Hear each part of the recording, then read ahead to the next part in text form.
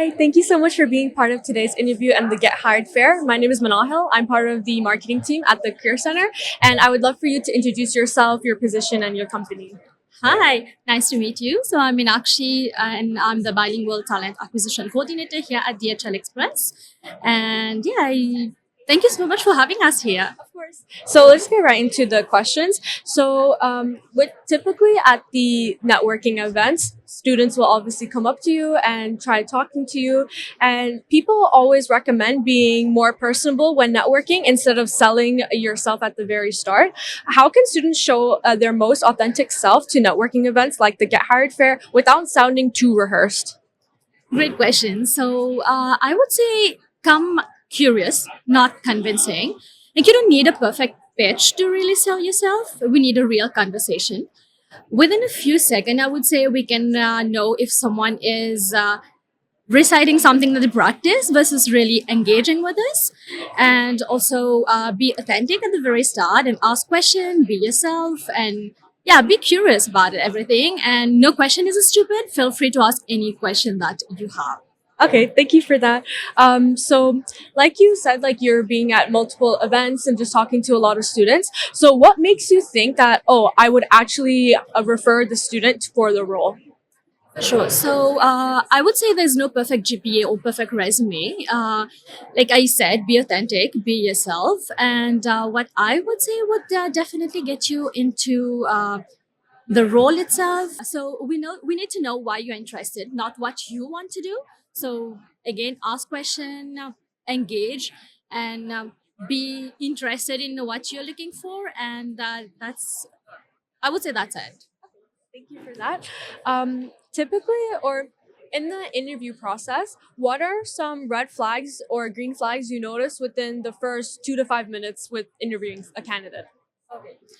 So one of the biggest red flag, I would say, a lack of engagement and not maintaining eye contact. So we need to know whether you are really interested at what we are saying, and whether you really want to be with the company. So that's a big red flag. And another one that I would say is being overconfident. Like it's good to be confident, but being overconfident without any like real example. So for example, you can just say that you are really good at you're quick at learning things and not being able to come up with a single example. So this is a big red flag. On the other end, I would say like a big green flag would be someone who comes really prepared, ask question, do your homework, know about the company and what the culture looks like and what you're really looking for to thrive in that environment. Thank you for that. So a lot of students or candidates, potential candidates, will be applying to DHL for like multiple positions. I want to hear your take on this question. So, what is more effective in securing a job offer? Is it leveraging your network or a cold application? And does it matter? Of course, both. I would say both are good. So, cold application will just get you into the system. A referral might get you noticed into the system, but doesn't guarantee you the role itself. So, it will help you get noticed, but your performance, it will depends on your performance when you are being put through the whole process, how you behave, how you answer questions. This I would say this.